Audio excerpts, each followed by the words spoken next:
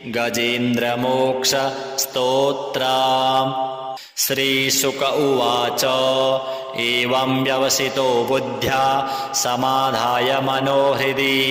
जजाप परमं जाप्यं प्राग्जन्मन्यनुशिक्षितं। गजेन्द्र उवाच ॐ नमो भगवते तस्मै यत् एतच्चिदात्मकं पुरुषायादिबीजाय परेशायाभिधीमहि यस्मिन्निदं यतश्चेदं येनेदं य इदं स्वयं योऽस्मात् परस्माच्च परस्तं प्रपद्ये स्वयंभुवां यो स्वात्मनीदं निजमाययार्पितं क्वचिद्विभातं क्वचित्तिरोहितम् अविद्दृक्साक्षुभयं तदीक्षते स आत्ममूलोऽवतु मां परात्परः। कालेन पञ्चत्वमितेषु कृत्स्नसु लोकेषु पालेषु च सर्वहेतुषु तमस्तदासीद् गहनं गभीरं यस्तस्य पारेऽभिविराजते विभुः। न यस्य देवा ऋषयः पदं विदुर्जन्तुः पुनः कोऽर्हति गन्तुमीरितुं यथा नटस्याकृतिभिर्विचेष्टतो दुरत्ययानुक्रमणः समावतु। दिदृक्षवो यस्य पदं सुमङ्गलं विमुक्तसङ्गा मुनयः सुसाधवः चरन्त्यलोकव्रतमब्रवणं वने भूतात्मभूताः सुहृदः समे गतिः। न विद्यते यस्य च जन्म कर्म वा न नाम रूपे गुणदोष एव वा तथापि लोकाप्ययसम्भवाय यः स्वमायया तान्यनुकालमृच्छति तस्मै नमः परेशाय ब्रह्मणेऽनन्तशक्तये अरूपायोरुरूपाय नम आश्चर्यकर्मणे नम आत्मप्रदीपाय साक्षिणे परमात्मने नमो गिरां विदुराय मनसश्चेतसामपि सत्त्वेन प्रतिलभ्याय नैष्कर्म्येण विपश्चिता नमः कैवल्यनाथाय निर्वाणसुखसंविदे नमः शान्ताय घोराय मूढाय गुणधर्मिणे निर्विशेषाय साम्याय नमो ज्ञानघनाय च क्षेत्रज्ञाय नमस्तुभ्यं सर्वाध्यक्षाय साक्षिणे पुरुषायात्ममूलाय मूलप्रकृतये नमः सर्वेन्द्रियगुणद्रष्टे सर्वप्रत्ययहेतवे असताच्छाय युक्ताय सदाभासाय ते नमः। नमो नमस्तेऽखिलकारणाय निष्कारणायाद्भुतकारणाय सर्वागमाम्नाय महार्णवाय नमोपवर्गाय परायणाय गुणारणिच्छिन्नचिदुष्मपाय तत्क्षोभविस्फूर्जितमानसाय नैष्कर्म्यभावेन विवर्जितागम स्वयं प्रकाशाय नमस्करोमि मादृक्प्रपन्नपशुपाशविमोक्षणाय मुक्ताय भूरिकरुणाय नमोलयाय स्वांसेन सर्वतनुभृन्मनसि प्रतीत प्रत्यग्दृशे भगवते बृहते नमस्ते आत्माप्तजाप्तगृहवित्तजनेषु शक्तिर्दुष्प्रापणाय गुणसङ्गविवर्जिताय मुक्तात्मभिः स्वहृदये परिभाविताय ज्ञानात्मने भगवते नम ईश्वराय यं धर्मकामार्थविमुक्तिकामा भजन्त इष्टां गतिमाप्नुवन्ति किं त्वाशिशोरात्यपि देहमव्ययं करोतु मे दभ्रदयो विमोक्षणम् एकान्तिनो यस्य न कञ्चनार्थं वाञ्छन्ति ये वै भगवत्प्रपन्नाः अत्युद्भुतं तच्चरितं सुमङ्गलं गायन्त आनन्दसमुद्रमग्नाः तमक्षरं ब्रह्म परं परेशम् अव्यक्तमाध्यात्मिकयोगगम्यम् अतीन्द्रियं सूक्ष्ममिवातिदूरम् अनन्तमाद्यं परिपूर्णमीडे यस्य ब्रह्मादयो देवा वेदा लोकाश्चराचराः नामरूपविभेदेन प्लव्या च कलया कृताः यथार्चिषोऽग्नेः सवितुर्गभस्तयो निर्यान्ति संयान्त्यसकृत् स्वरोचिषः तथा यतोऽयं गुणसम्प्रवाहो बुद्धिर्मनः खानि शरीरसर्गाः स वै न देवासुरमर्त्यतिर्यं न स्त्री न षड्ढो न पुमान् न जन्तुः नायं गुणः कर्म न सन्न चासन् निषेधशेषो जयतादशेषः जिजीविषेनाहमिहामुया किम् अन्तर्बहिश्चावृतये भयोन्या इच्छामि काले न यस्य विप्लवस्तस्यात्मलोकावरणस्य मोक्षम् सोऽहं विश्वसृजं विश्वम् अविश्वं विश्ववेदसं विश्वात्मानमजं ब्रह्म प्रणतोऽस्मि परं पदम् योगरन्धितकर्माणो हृदि योगविभाविते योगिनो यं प्रपश्यन्ति योगेशं तं नतोऽस्म्यहम् नमो नमस्तुभ्यमसह्यवेग शक्तित्रयायाखिलधिगुणाय प्रपन्नपालाय दुरन्तशक्तये कदिन्द्रियाणामनवाप्यवर्तमने नायं वेद स्वमात्मानं यच्छक्यत्याहं धिया हतं तं दुरत्ययमाहात्म्यं भगवन्तमितोऽस्म्यहं श्रीशुक उवाच एवं गजेन्द्रमुपवर्णितनिर्विशेषं ब्रह्मादयो विविधलिङ्गविधाभिमानाः नैते यदोपससृपुर्निखिलात्मकत्वात् तत्राखिलामरमयो हरिराविरासीत् तं तद्वदार्थमुपलभ्य जगन्निवासः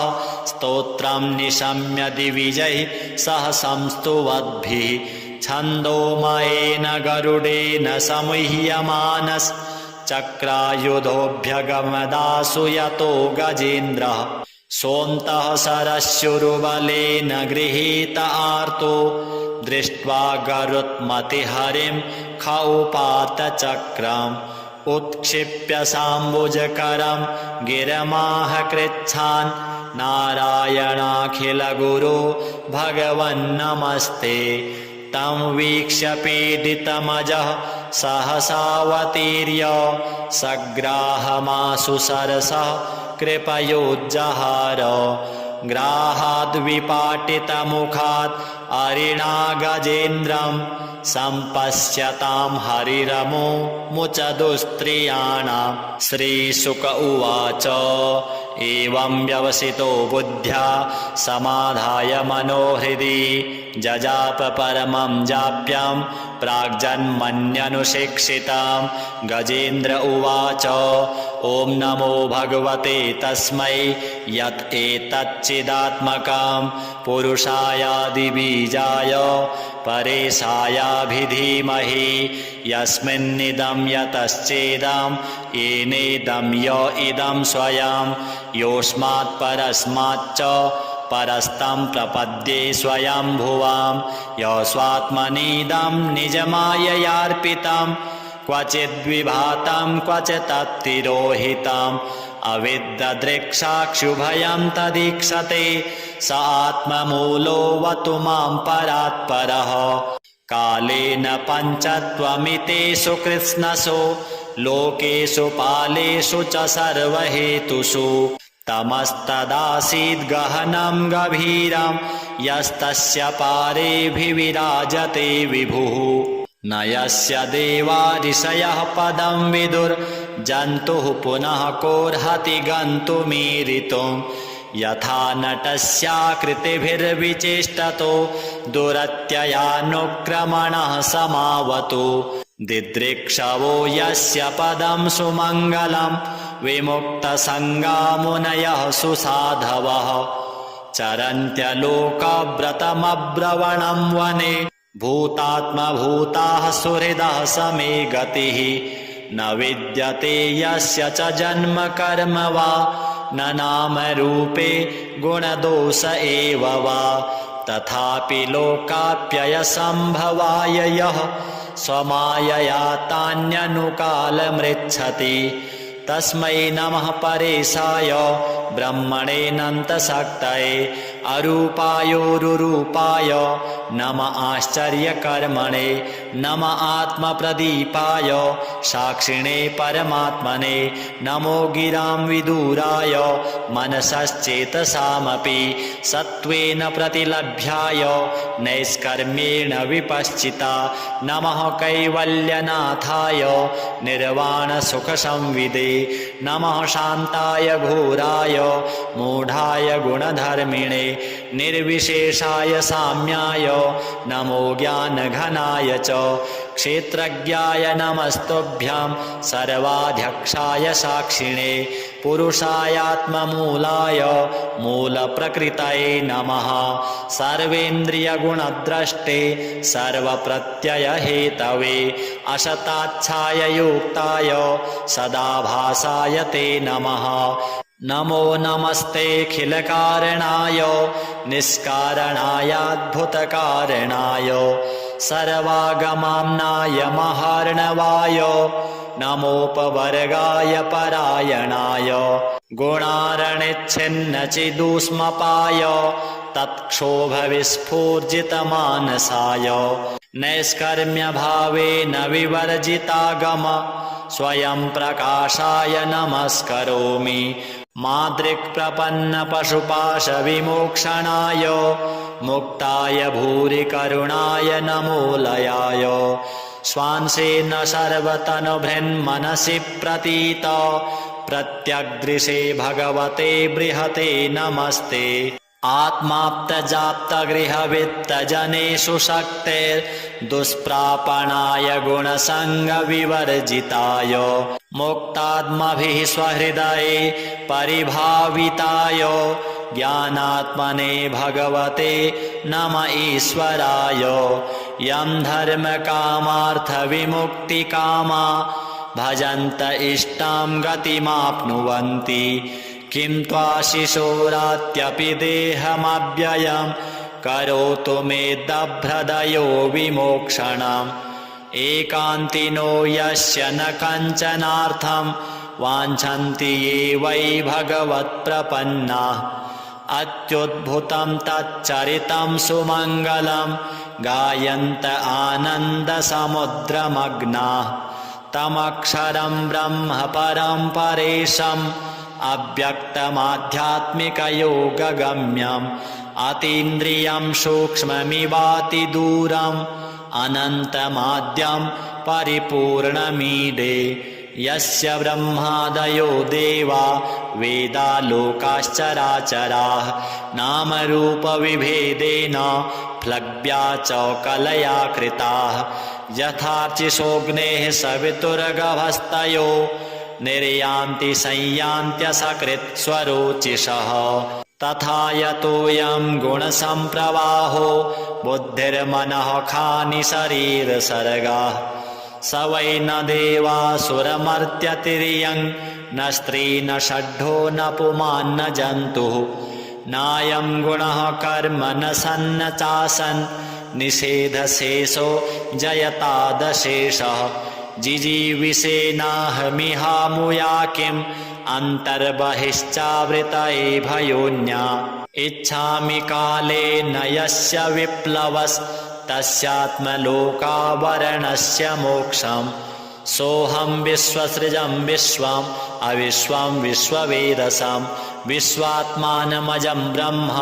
प्रणतोऽस्मि परं पदं योगरन्धितकर्माणो हृदि योगविभाविते योगिनो यं प्रपश्यन्ति योगेशं तं नतोऽस्म्यहम् नमो नमस्तुभ्यमसह्यवेग शक्तित्रयायाखिलधिगुणाय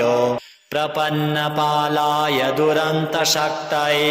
कदिन्द्रियाणामनवाप्यवर्त्मने नायं वेद स्वमात्मानं यच्छक्यत्याहं धिया हतं तं दुरत्ययमाहात्म्यं भगवन्तमितोऽस्म्यहं। श्रीशुक उवाच एवं गजेन्द्रमुपवर्णितनिर्विशेषं ब्रह्मादयो विविधलिङ्गविधाभिमानाः नैते यदोपससृपुर्निखिलात्मकत्वात् तत्राखिलामरमयो हरिराविरासीत् तं तद्वदार्थमुपलभ्य जगन्निवासः स्तोत्रं निशम्य दिविजैः सह संस्तुवद्भिः छन्दोमयेन गरुडेन समुह्यमानश्चक्रायुधोऽभ्यगमदासु यतो गजेन्द्रः सोऽन्तः सरस्युरुबलेन गृहीत आर्तो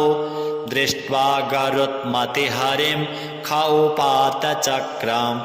उत्क्षिप्य साम्बुजकरं गिरमाह कृच्छान् नारायणाखिलगुरो भगवन्नमस्ते तं वीक्ष्य पीडितमजः सहसावतीर्य सग्राहमाशु सरसः कृपयोज्जहार ग्राहाद्विपाटितमुखात् अरिणा गजेन्द्रं सम्पश्यतां हरिरमो मुचदुस्त्रियाणां। श्रीशुक उवाच एवं व्यवसितो बुद्ध्या समाधाय मनोहृदि जजाप परमं जाप्यं प्राग्जन्मन्यनुशिक्षितां। गजेन्द्र उवाच ॐ नमो भगवते तस्मै यत् एतच्चिदात्मकं पुरुषायादिबीजाय परेशायाभिधीमहि यस्मिन्निदं यतश्चेदं येनेदं य इदं स्वयं योऽस्मात् परस्माच्च परस्तं प्रपद्ये स्वयंभुवां यस्वात्मनीदं निजमाययार्पितं क्वचिद्विभातं क्वचित्तिरोहितम् अविद्दृक्साक्षुभयं तदीक्षते स आत्ममूलोऽवतु मां परात्परः कालेन पञ्चत्वमितेषु कृत्स्नसु लोकेषु पालेषु च सर्वहेतुषु तमस्तदासीद् गहनं गभीरं यस्तस्य पारेऽभिविराजते विभुः न यस्य देवा ऋषयः पदं विदुर्जन्तुः पुनः कोऽर्हति गन्तुमीरितुं यथा नटस्याकृतिभिर्विचेष्टतो दुरत्ययानुक्रमणः समावतु दिदृक्षवो यस्य पदं सुमङ्गलं विमुक्तसङ्गा मुनयः सुसाधवः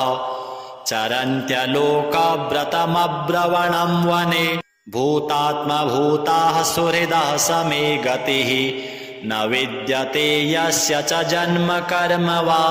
न नाम रूपे गुणदोष एव वा तथापि लोकाप्ययसम्भवाय यः स्वमायया तान्यनुकालमृच्छति तस्मै नमः परेशाय ब्रह्मणेऽनन्तशक्तये अरूपायोरुरूपाय नम आश्चर्यकर्मणे नम आत्मप्रदीपाय साक्षिणे परमात्मने नमो गिरां विदुराय मनसश्चेतसामपि सत्त्वेन प्रतिलभ्याय नैष्कर्म्येण विपश्चिता नमः कैवल्यनाथाय निर्वाणसुखसंविदे नमः शान्ताय घोराय मूढाय गुणधर्मिणे निर्विशेषाय साम्याय नमो ज्ञानघनाय च क्षेत्रज्ञाय नमस्तुभ्यं सर्वाध्यक्षाय साक्षिणे पुरुषायात्ममूलाय मूलप्रकृतये नमः सर्वेन्द्रियगुणद्रष्टे सर्वप्रत्ययहेतवे असताच्छाय युक्ताय सदाभासाय ते नमः नमो नमस्तेऽखिलकारणाय निष्कारणायाद्भुतकारणाय सर्वागमाम्नाय महार्णवाय नमोपवर्गाय परायणाय गुणारणिच्छिन्नचिदुष्मपाय तत्क्षोभविस्फूर्जितमानसाय नैष्कर्म्यभावेन विवर्जितागम स्वयं प्रकाशाय नमस्करोमि मादृक्प्रपन्नपशुपाशविमोक्षणाय मुक्ताय भूरि करुणाय नमोलयाय स्वांसेन सर्वतनुभृन्मनसि प्रतीत प्रत्यग्दृशे भगवते बृहते नमस्ते आत्माप्तजाप्तगृहवित्तजनेषु शक्तिर्दुष्प्रापणाय गुणसङ्गविवर्जिताय मुक्तात्मभिः स्वहृदये परिभाविताय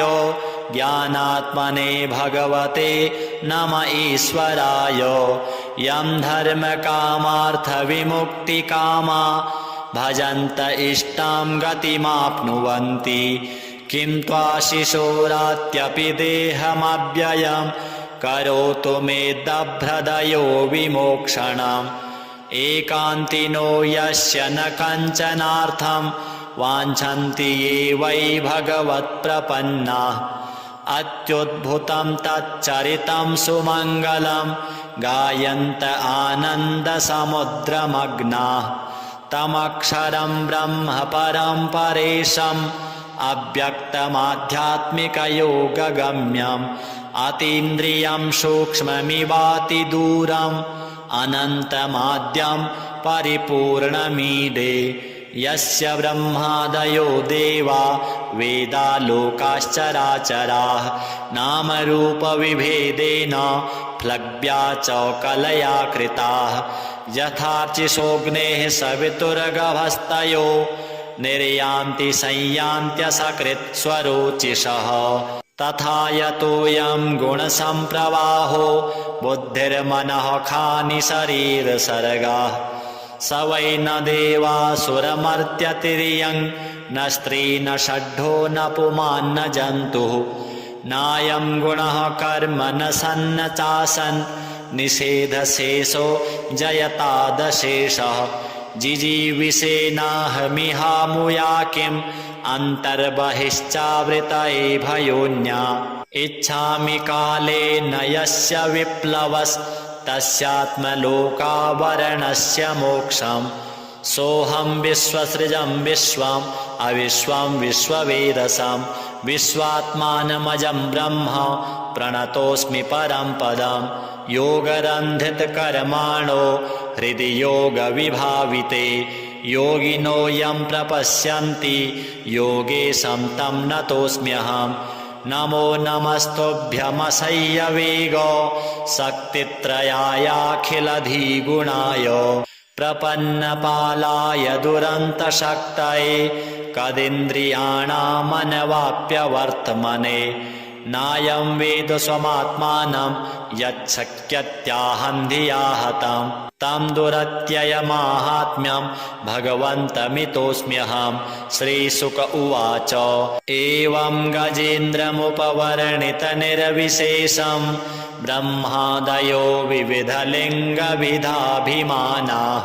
नैते यदोपससृपुर्निखिलात्मकत्वात् तत्राखिलामरमयो हरिराविरासीत् तं तद्वदार्थमुपलभ्य जगन्निवासः स्तोत्रं निशम्य दिविजैः सह संस्तुवद्भिः छन्दोमयेन गरुडेन समुह्यमानश्चक्रायुधोऽभ्यगमदासु यतो गजेन्द्रः सोऽन्तः सरस्युरुबलेन गृहीत आर्तो दृष्ट्वा गरुत्मतिहरिं खौपातचक्रम् उत्क्षिप्य साम्बुजकरं गिरमाह कृच्छान् नारायणाखिलगुरो भगवन्नमस्ते तं वीक्ष्य पीडितमजः सहसावतीर्य सग्राहमाशु सरसः कृपयोज्जहार ग्राहाद्विपाटितमुखात् अरिणा गजेन्द्रं सम्पश्यतां हरिरमो मुचदुस्त्रियाणाम् श्रीशुक उवाच एवं व्यवसितो बुद्ध्या समाधाय मनोहृदि जजाप परमं जाप्यं प्राग्जन्मन्यनुशिक्षितं। गजेन्द्र उवाच ॐ नमो भगवते तस्मै यत् एतच्चिदात्मकं पुरुषायादिबीजाय परेशायाभिधीमहि यस्मिन्निदं यतश्चेदं येनेदं य इदं स्वयं योऽस्मात् परस्माच्च परस्तं प्रपद्ये स्वयंभुवां यस्वात्मनीदं निजमाययार्पितं क्वचिद्विभातं क्वचित्तिरोहितम् अविद्ददृक्साक्षुभयं तदीक्षते स आत्ममूलोऽवतु मां परात्परः। कालेन पञ्चत्वमितेषु कृत्स्नसु लोकेषु पालेषु च सर्वहेतुषु तमस्तदासीद् गहनं गभीरं यस्तस्य पारेऽभिविराजते विभुः। न यस्य देवा ऋषयः पदं विदुर्जन्तुः पुनः कोऽर्हति गन्तुमीरितुं यथा नटस्याकृतिभिर्विचेष्टतो दुरत्ययानुक्रमणः समावतु। दिदृक्षवो यस्य पदं सुमङ्गलं विमुक्तसङ्गा मुनयः सुसाधवः चरन्त्यलोकव्रतमब्रवणं वने भूतात्मभूताः सुहृदः समे गतिः। न विद्यते यस्य च जन्म कर्म वा न नाम रूपे गुणदोष एव वा तथापि लोकाप्ययसम्भवाय यः स्वमायया तान्यनुकालमृच्छति तस्मै नमः परेशाय ब्रह्मणेऽनन्तशक्तये अरूपायोरुरूपाय नम आश्चर्यकर्मणे नम आत्मप्रदीपाय साक्षिणे परमात्मने नमो गिरां विदुराय मनसश्चेतसामपि सत्त्वेन प्रतिलभ्याय नैष्कर्म्येण विपश्चिता नमः कैवल्यनाथाय निर्वाणसुखसंविदे नमः शान्ताय घोराय मूढाय गुणधर्मिणे निर्विशेषाय साम्याय नमो ज्ञानघनाय च क्षेत्रज्ञाय नमस्तुभ्यं सर्वाध्यक्षाय साक्षिणे पुरुषायात्ममूलाय मूलप्रकृतये नमः सर्वेन्द्रियगुणद्रष्टे सर्वप्रत्ययहेतवे असताच्छाय युक्ताय सदाभासाय ते नमः नमो नमस्तेऽखिलकारणाय निष्कारणायाद्भुतकारणाय सर्वागमाम्नाय महार्णवाय नमोपवर्गाय परायणाय गुणारणिच्छिन्नचिदुष्मपाय तत्क्षोभविस्फूर्जितमानसाय नैष्कर्म्यभावेन विवर्जितागम स्वयं प्रकाशाय नमस्करोमि मादृक्प्रपन्नपशुपाशविमोक्षणाय मुक्ताय भूरिकरुणाय नमोलयाय स्वांसेन सर्वतनुभृन्मनसि प्रतीत प्रत्यग्दृशे भगवते बृहते नमस्ते आत्माप्तजाप्तगृहवित्तजनेषु शक्तिर्दुष्प्रापणाय गुणसङ्गविवर्जिताय मुक्तात्मभिः स्वहृदये परिभाविताय ज्ञानात्मने भगवते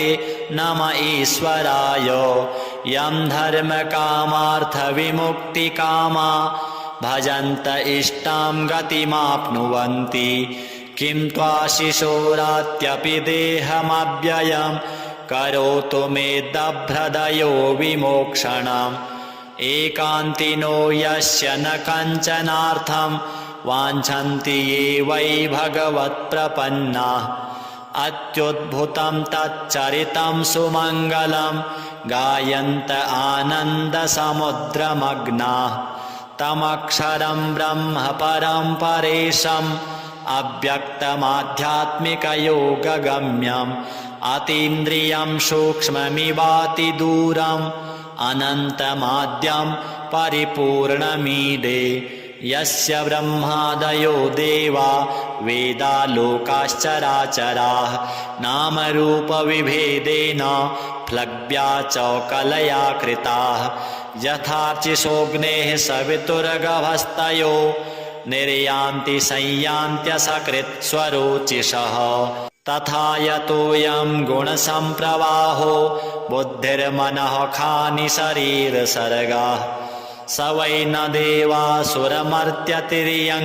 न स्त्री न षड्ढो न पुमान् न जन्तुः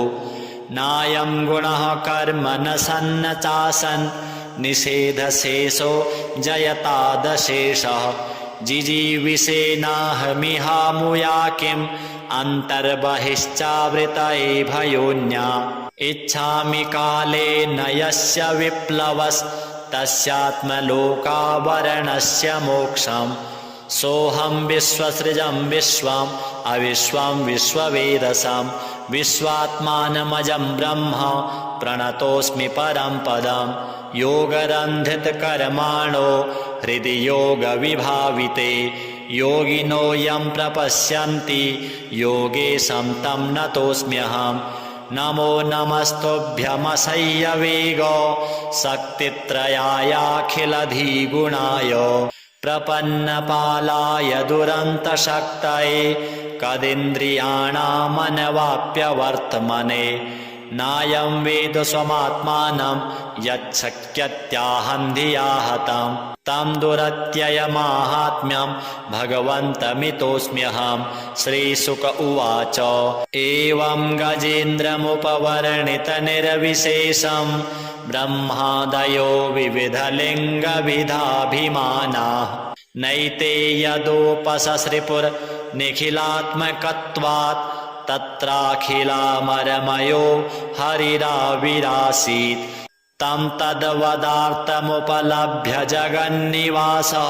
स्तोत्रं निशम्य दिविजैः सह संस्तुवद्भिः छन्दोमयेन गरुडेन समुह्यमानश्चक्रायुधोऽभ्यगमदासु यतो गजेन्द्रः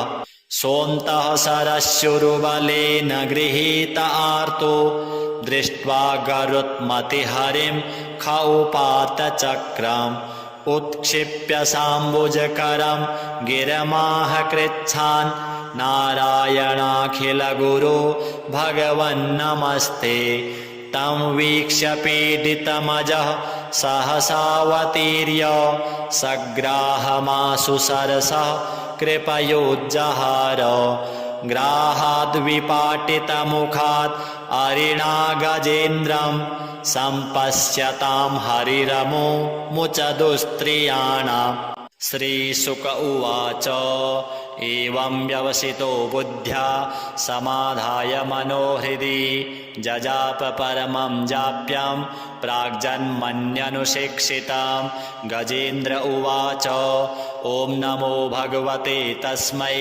यत् एतच्चिदात्मकं पुरुषायादिबीजाय परेशायाभिधीमहि यस्मिन्निदं यतश्चेदं येनेदं य इदं स्वयं योऽस्मात् परस्माच्च परस्तं प्रपद्ये स्वयंभुवां यस्वात्मनीदं निजमाययार्पितं क्वचिद्विभातं क्वचित्तिरोहितम् अविद्दृक्साक्षुभयं तदीक्षते स आत्ममूलोऽवतु मां परात्परः कालेन पञ्चत्वमितेषु कृत्स्नसु लोकेषु पालेषु च सर्वहेतुषु तमस्तदासीद् गहनं गभीरं यस्तस्य पारेऽभिविराजते विभुः न यस्य देवा ऋषयः पदं विदुर्जन्तुः पुनः कोऽर्हति गन्तुमीरितुं यथा नटस्याकृतिभिर्विचेष्टतो दुरत्ययानुक्रमणः समावतु दिदृक्षवो यस्य पदं सुमङ्गलं विमुक्तसङ्गा मुनयः सुसाधवः चरन्त्यलोकव्रतमब्रवणं वने भूतात्मभूताः सुहृदः समे गतिः न विद्यते यस्य च जन्म कर्म वा न नाम रूपे गुणदोष एव वा तथापि लोकाप्ययसम्भवाय यः स्वमायया तान्यनुकालमृच्छति तस्मै नमः परेशाय ब्रह्मणेऽनन्तशक्तये अरूपायोरुरूपाय नम आश्चर्यकर्मणे नम आत्मप्रदीपाय साक्षिणे परमात्मने नमो गिरां विदुराय मनसश्चेतसामपि सत्त्वेन प्रतिलभ्याय नैष्कर्म्येण विपश्चिता नमः कैवल्यनाथाय निर्वाणसुखसंविदे नमः शान्ताय घोराय मूढाय गुणधर्मिणे निर्विशेषाय साम्याय नमो ज्ञानघनाय च क्षेत्रज्ञाय नमस्तुभ्यं सर्वाध्यक्षाय साक्षिणे पुरुषायात्ममूलाय मूलप्रकृतये नमः सर्वेन्द्रियगुणद्रष्टे सर्वप्रत्ययहेतवे असताच्छाय युक्ताय सदाभासाय ते नमः नमो नमस्तेऽखिलकारणाय निष्कारणायाद्भुतकारणाय सर्वागमाम्नाय महार्णवाय नमोपवर्गाय परायणाय गुणारणिच्छिन्नचिदुष्मपाय तत्क्षोभविस्फूर्जितमानसाय नैष्कर्म्यभावेन विवर्जितागम स्वयं प्रकाशाय नमस्करोमि मादृक्प्रपन्नपशुपाशविमोक्षणाय मुक्ताय भूरिकरुणाय नमोलयाय स्वांसेन सर्वतनुभृन्मनसि प्रतीत प्रत्यग्दृशे भगवते बृहते नमस्ते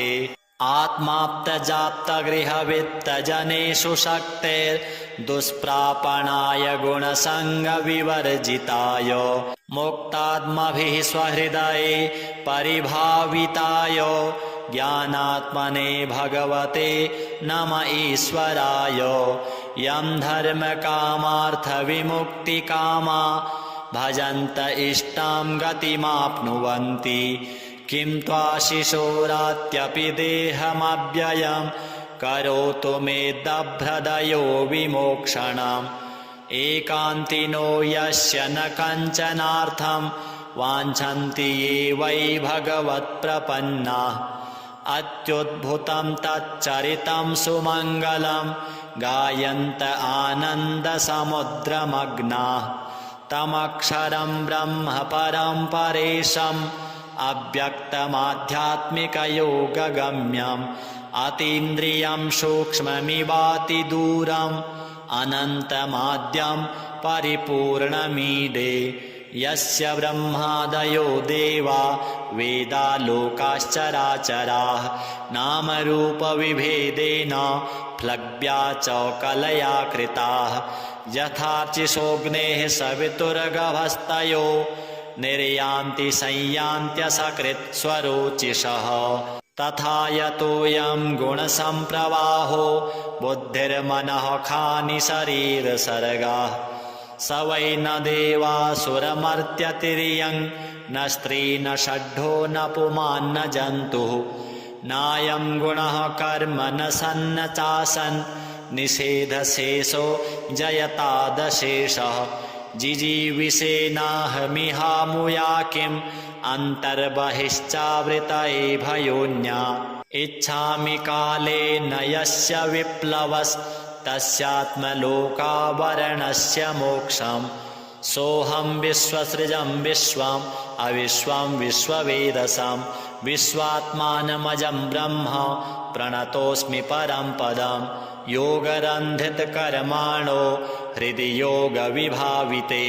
योगिनो यं प्रपश्यन्ति योगेशं तं नतोऽस्म्यहम् नमो नमस्तुभ्यमसह्यवेग शक्तित्रयायाखिलधिगुणाय प्रपन्नपालाय दुरन्तशक्तये कदिन्द्रियाणामनवाप्यवर्त्मने नायं वेद स्वमात्मानं यच्छक्यत्याहं धिया हतं तं दुरत्ययमाहात्म्यं भगवन्तमितोऽस्म्यहं श्रीशुक उवाच एवं गजेन्द्रमुपवर्णितनिर्विशेषं ब्रह्मादयो विविधलिङ्गविधाभिमानाः नैते यदोपससृपुर्निखिलात्मकत्वात् तत्राखिलामरमयो हरिराविरासीत् तं तद्वदार्थमुपलभ्य जगन्निवासः स्तोत्रं निशम्य दिविजैः सह संस्तुवद्भिः छन्दोमयेन गरुडेन समुह्यमानश्चक्रायुधोऽभ्यगमदासु यतो गजेन्द्रः सोऽन्तः सरस्युरुबलेन गृहीत आर्तो दृष्ट्वा गरुत्मतिहरिं ख उपात चक्रम्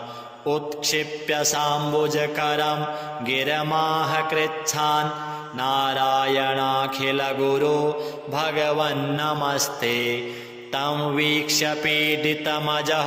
सहसावतीर्य सग्राहमाशु सरसः कृपयोज्जहार ग्राहाद्विपाटितमुखात् अरिणा गजेन्द्रं सम्पश्यतां हरिरमो मुचदुस्त्रियाणां। जय जय श्री गजेन्द्र मोक्ष स्तोत्रम संपूर्ण।